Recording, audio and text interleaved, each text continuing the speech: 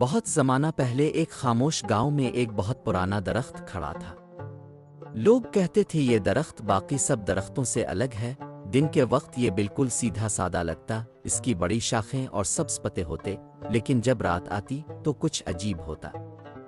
درخت کے پتے ہلکی آواز کرتے جیسے کوئی آہستہ آہستہ بات کر رہا ہو۔ زیادہ لوگ سمجھتے یہ صرف ہوا ہے، لیکن جو لوگ غور سے سنتے وہ محسوس کرتے کہ یہ عام آواز نہیں ہے۔ ایسا لگتا جیسے درخت تسبیح پڑھ رہا ہے، اللہ کی تعریف کر رہا ہے۔ گاؤں والے حیران رہ جاتے، کچھ لوگ کہتے یہ جادو ہے، کچھ ڈر جاتے اور درخت کے قریب نہیں آتے۔ لیکن اسی گاؤں میں ایک بزرگ عالم رہتے تھے جو قرآن اور حدیث کا علم رکھتے تھے۔ جب لوگوں نے ان سے پوچھا تو وہ مسکرائے اور بولے یہ جادو نہیں ہے۔ اللہ نے قرآن میں فرمایا ہے کہ اس کی ہر مخلوق اس کی تسبیح کرتی ہے۔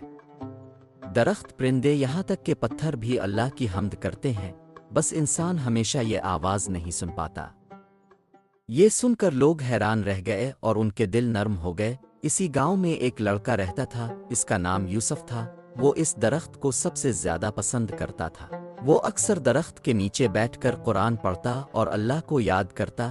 ایک رات جب وہ درخت کے نیچے بیٹھا تھا تو اس نے محسوس کیا کہ درخت کی سرگوشی اس کے دل میں آتر رہی ہے۔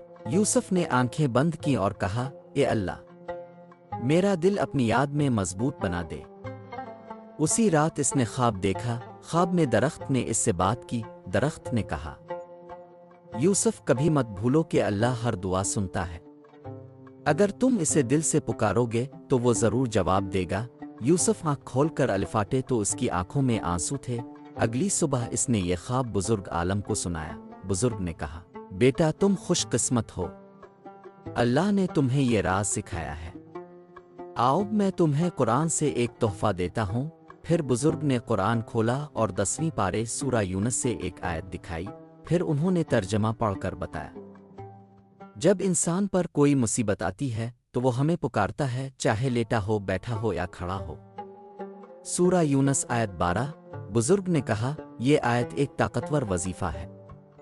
جو بھی مشکل میں ہو، نا امید ہو یا راستہ نہ مل رہا ہو، وہ اس آیت کو ہر نماز کے بعد پڑھ لے اور پورے یقین سے اللہ پر بھروسہ کرے۔